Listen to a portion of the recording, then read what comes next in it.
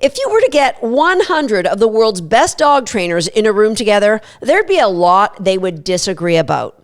However, I'd be willing to bet 99 of them would give you the same answer if you were to ask them, what's the number one training mistake people make with their new puppy?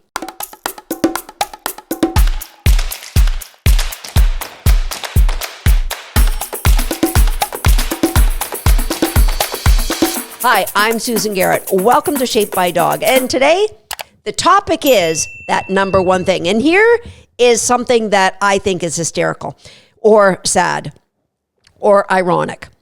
If you were to Google, how do I get my puppy to stop? And you allow Google to fill in the most popular answers.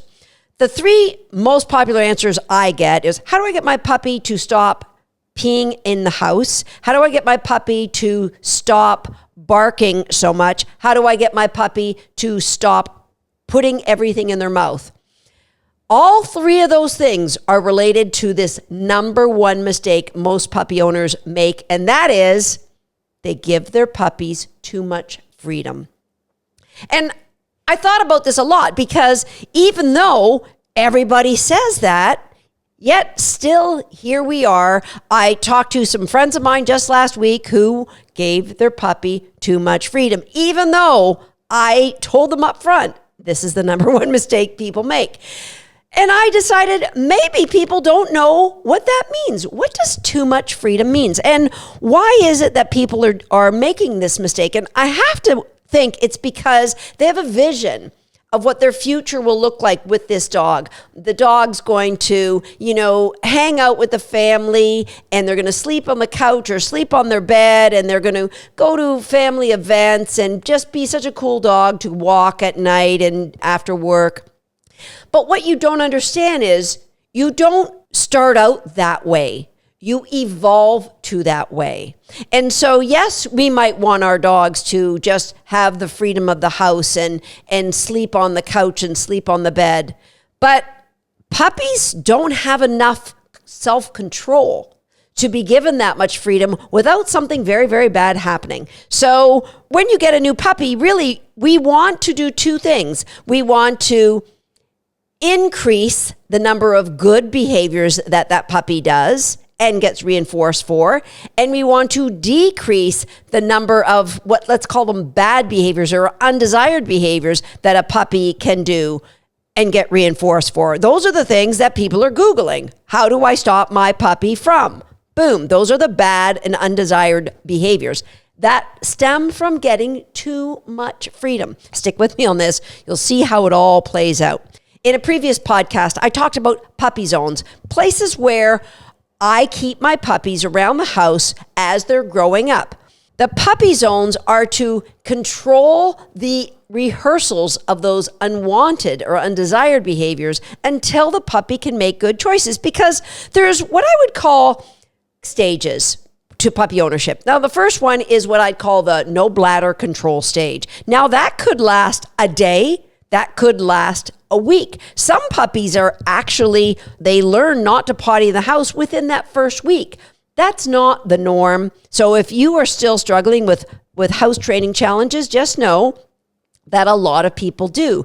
And it will get worse if they're getting too much freedom. So the no bladder control stage requires a lot less freedom than even the second stage of the puppy goes through. And the second stage is the everything goes in my mouth stage. So I've got my bladder under control. I know to potty outside, but I explore with my mouth. So everything goes in my mouth. So you might say, well, my puppy is house trained, so I can just let them have the run of the house. Oh, nay.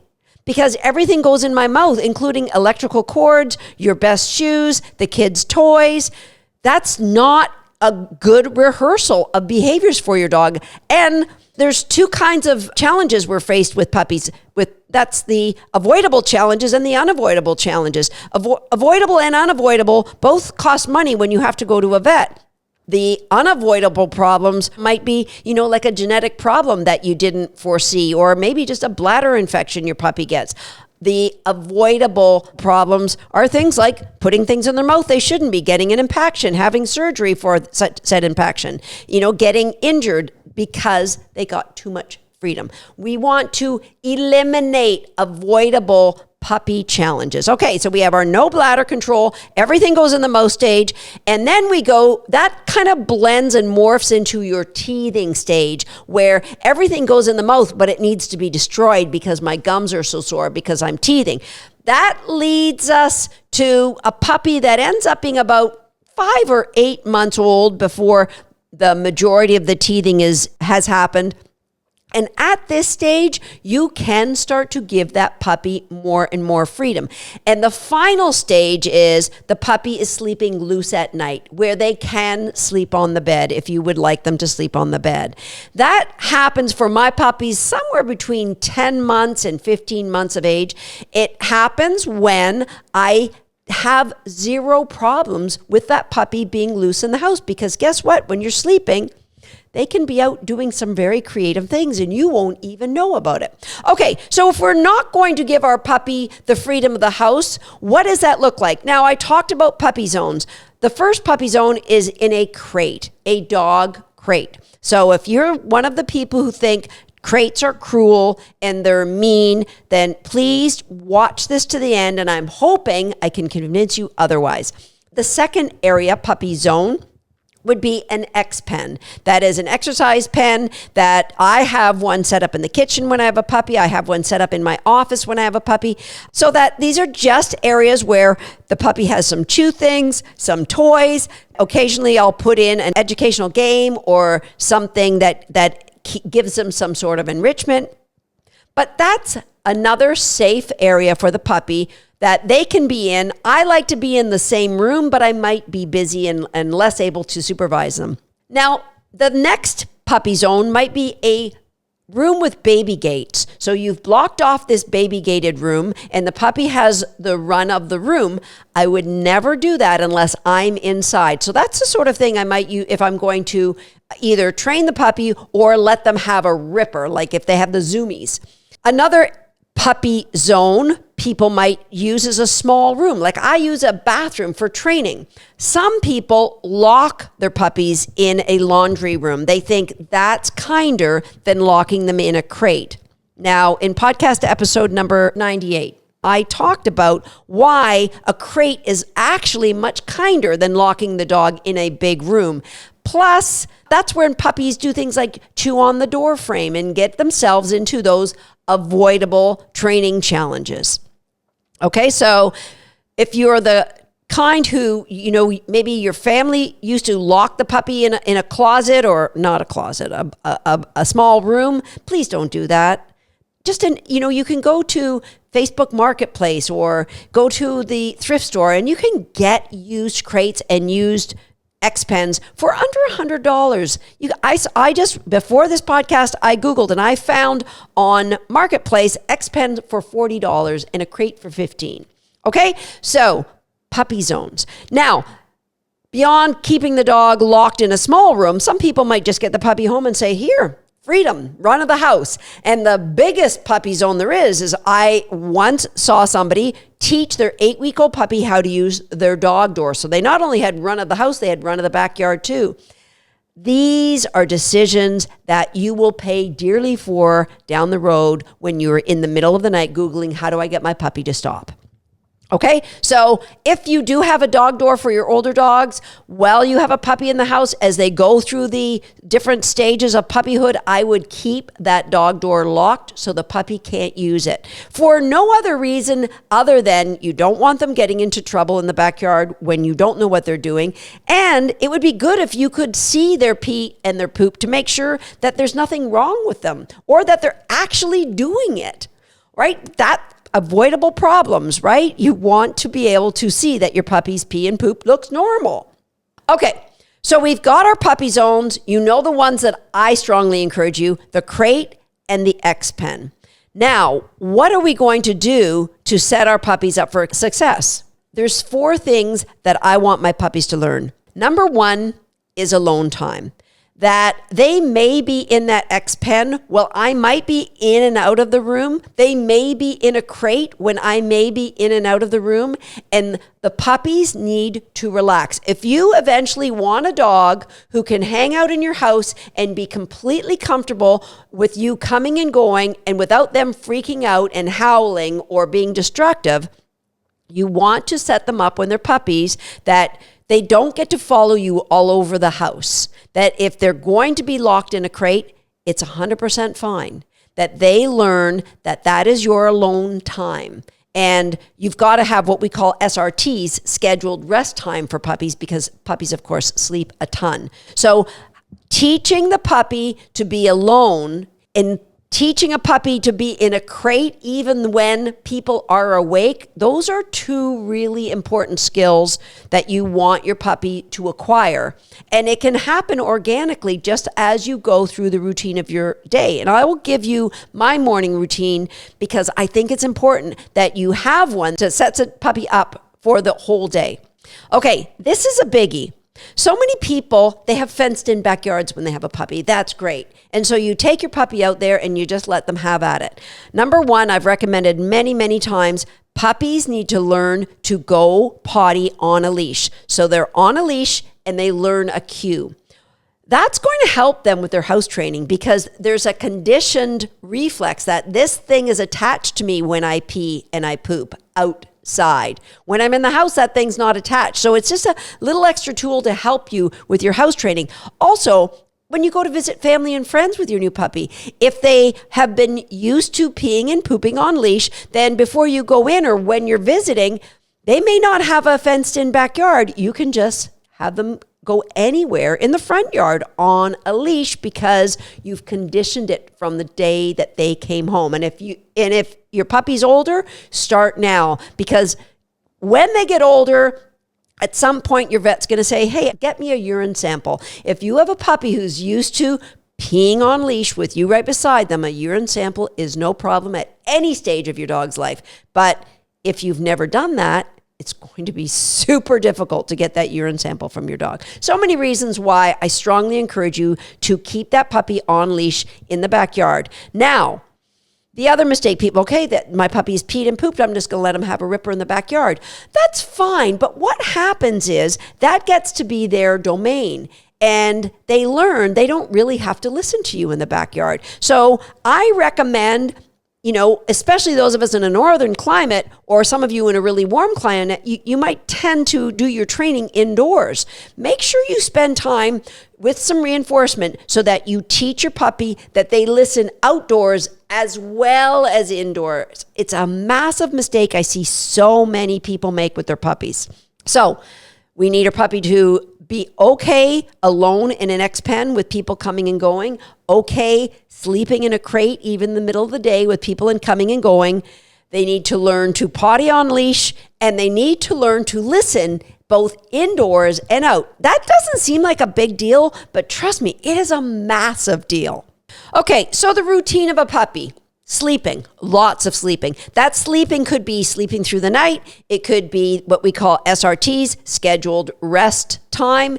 It could be them just taking spontaneous naps in their X pen or in their crate.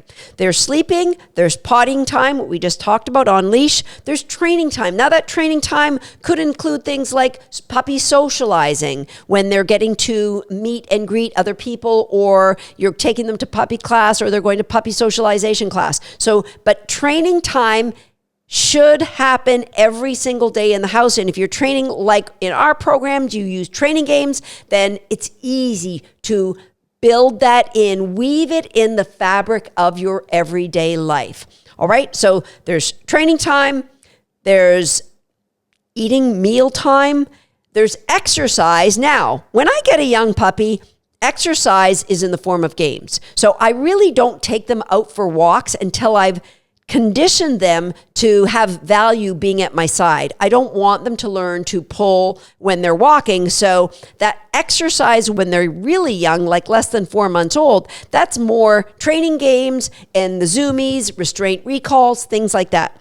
And then the sixth activity is chill time. So we have sleep time, potty time, training time, eating time, exercise time, and chill time. 6 different times. So what does that look like? Now, if you know that you leave for work at 8:30, my recommendation is for you to get out of bed at 6 o'clock.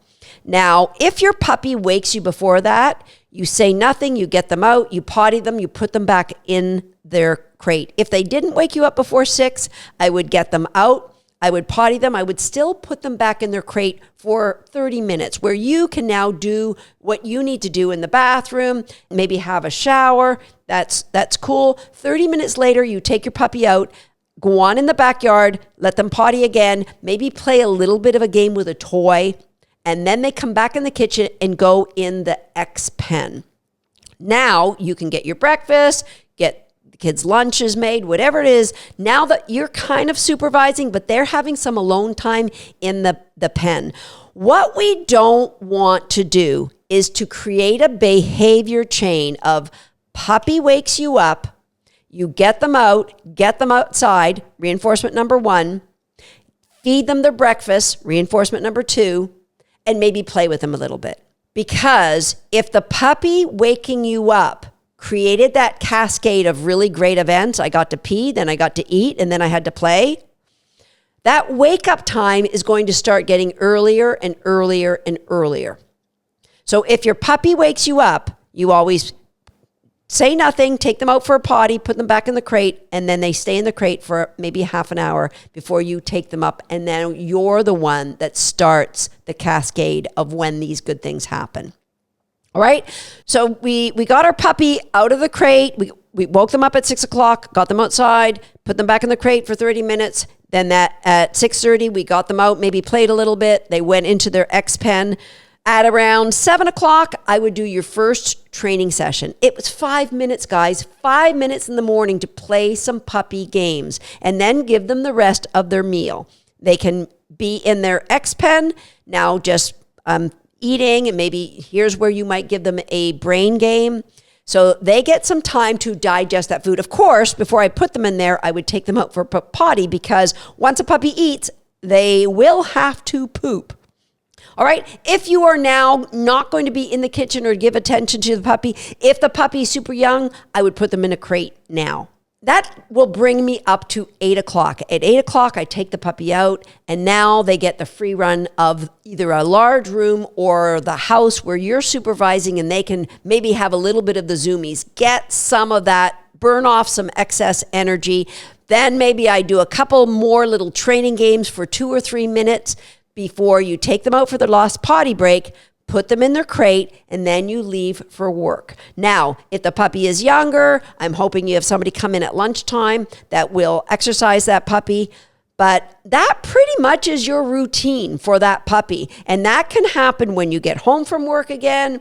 It could have longer play sessions, but it's all about supervising the puppy so the good behaviors grow and you end up with a puppy by the time they're 5 to 8 months old. You're going to be blown away at how well behaved that puppy is. And you will not be one of those people Googling in the night, how do I get my puppy to stop? Trust me on this. Myself and 98 other professional dog trainers will agree. Too much freedom is the number one mistake that people make with new puppies. I'll see you next time right here on Shaped by Dog. Tater hit the target. Now it's your turn. If you're not a subscriber to this page, go ahead and hit the subscribe button now and be sure to turn on the notification bell so you won't miss another video. And if you are already a subscriber, that's for you. Go ahead and get yourself a cookie.